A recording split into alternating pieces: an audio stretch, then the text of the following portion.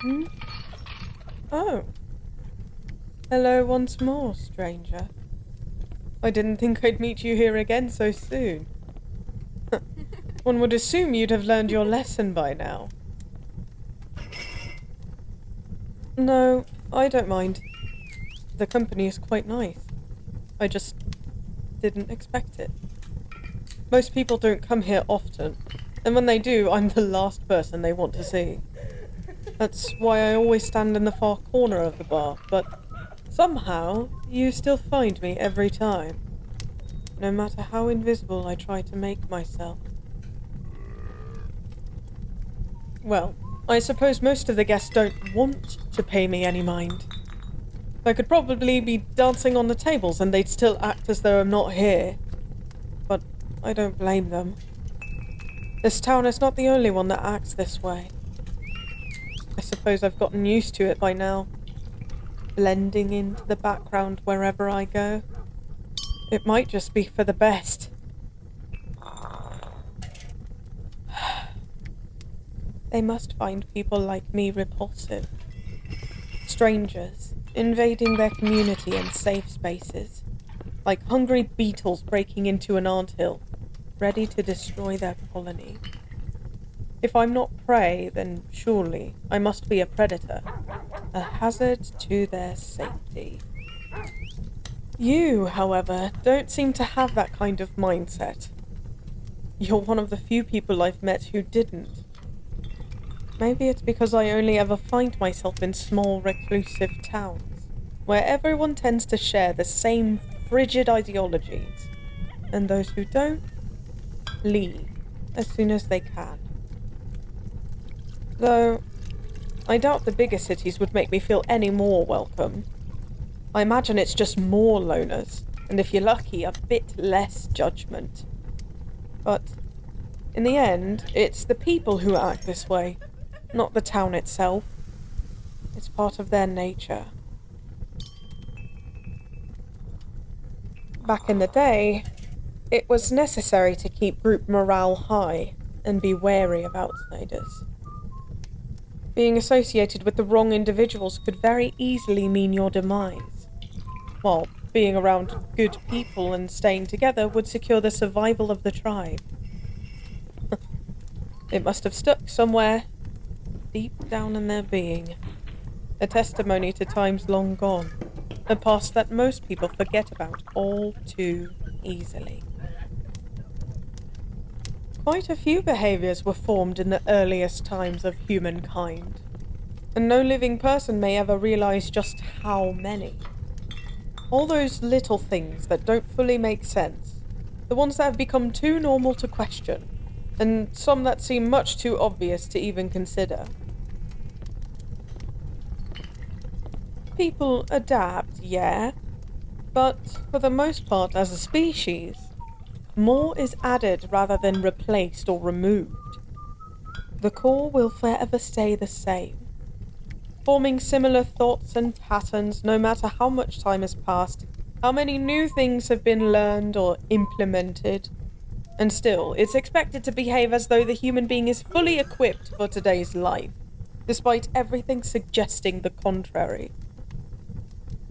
People beat themselves up for being stressed, dissatisfied and unhealthy in a world that does nothing to accommodate their actual needs. Strange, isn't it? How humankind has developed from hunters and gatherers to lawyers and office workers, driven by a need for more, an urge to prove themselves, a hunger for development. With every passing era, people are forced to become more and more homogenous, while at the same time fighting for their rights and recognition as individuals. It's painful to watch. Long ago, I started to think that humans know nothing about themselves. So far, I haven't been proven wrong. What is their fascination with making themselves suffer? And what for? To prove they can? To optimize the gain of those high up? To destroy themselves entirely?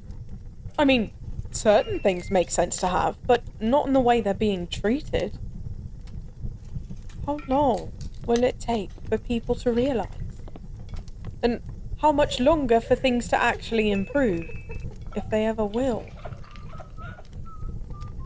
People are much too focused on their own limited lifespan to see the patterns of damnation, the downward spiral they're trapped in. Usually, only those who are faced with misery recognise it, and the rest dare not think about it too deeply. It's always been that way. Another ancient mechanism of self-protection, as people worry that associating themselves with the problem will draw it into their life. It makes me wonder, was that fair? Ignoring obvious issues, handing them over for the next generations to handle. What did we do wrong? Oh, sorry, I'm rambling again. Well, you kind of had it coming. So far, every time we've met, I lost myself in a topic and monologued about it for far too long. And still, you keep coming back for more. You're strange. Do you really enjoy hearing me speak that much?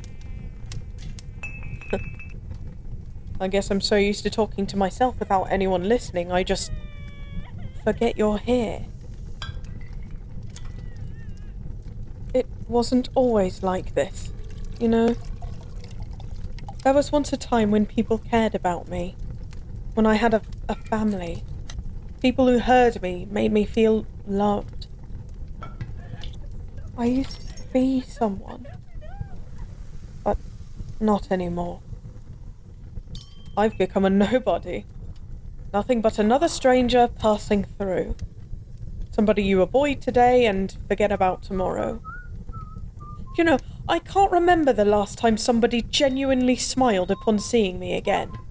Or someone being interested in what I had to say. Or even hearing my own name uttered from the mouth of another.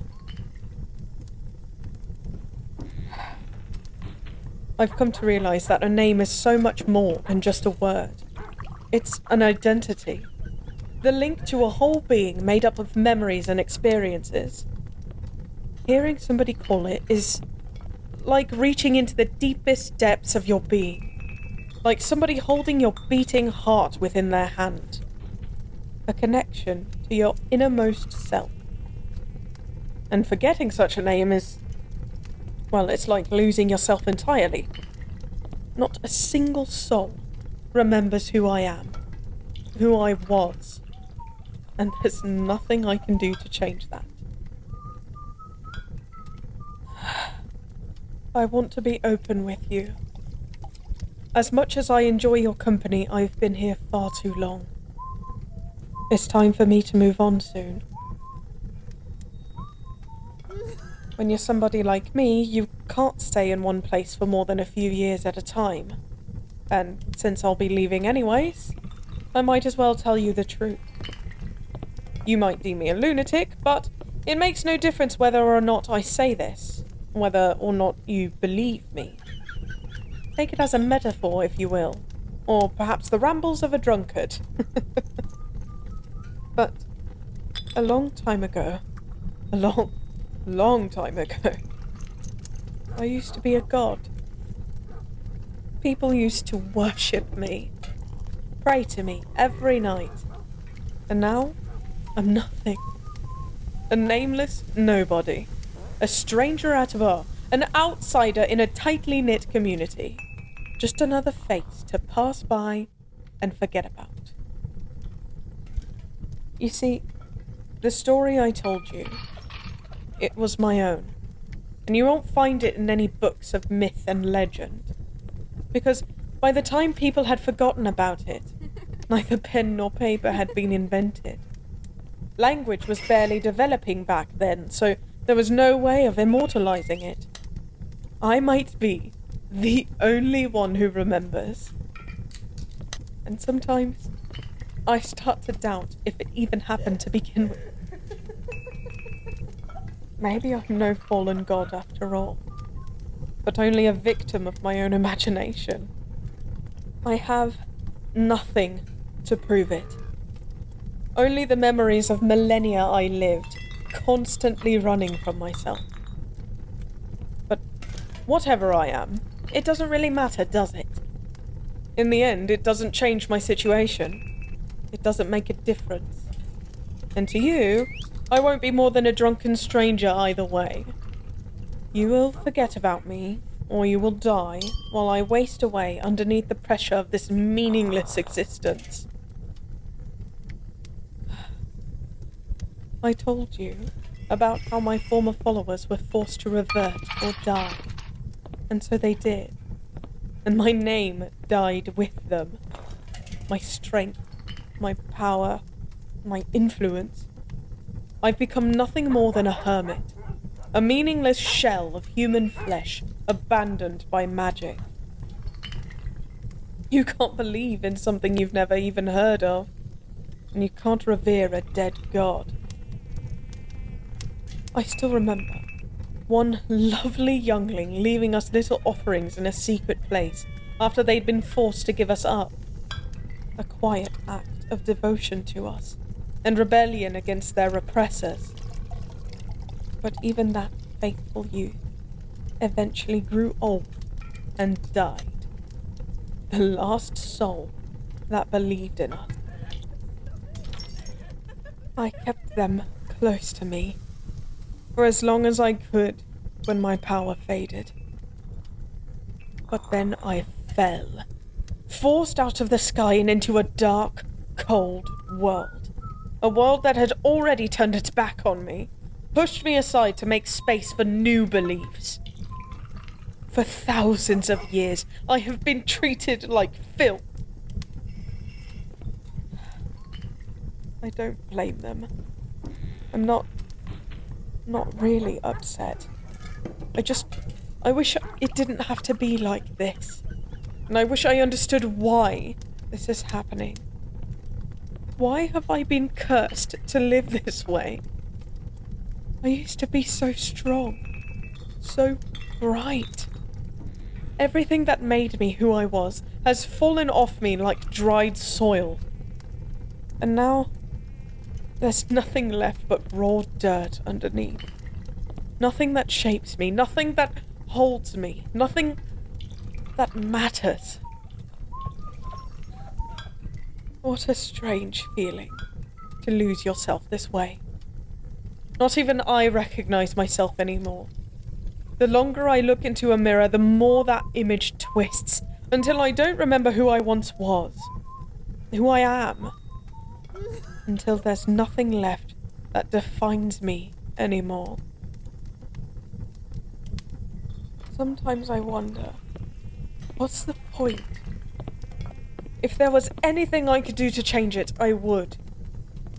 If there was a way to make it all stop. Never mind. Me and my brother. There's no need to pity either of us. We both made our choice. Things are as they are, and will be as they have been.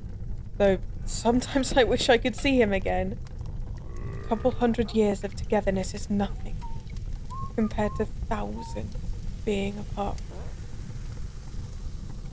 That hollow feeling in my chest, it never went away. You've listened to me for long enough now. Don't you agree? Allow me to buy you a drink as compensation. What would you like?